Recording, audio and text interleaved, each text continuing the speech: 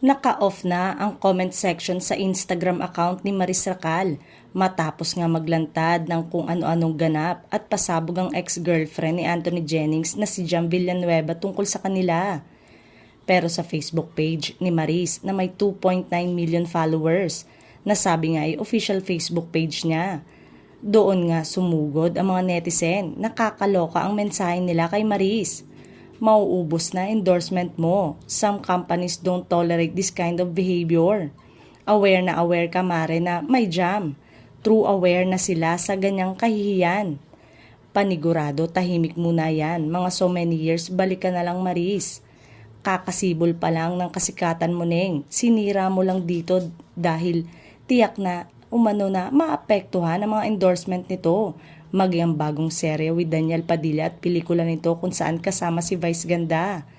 Tiyak umano na hands off pati ABS-CBN at Star Magic na may hawak sa karir ng dalaga. Samantalang may mga nagsasabi naman na lilipas din ang isyong ito at hindi pa rin nawawala ang paghanga nila kay Maris.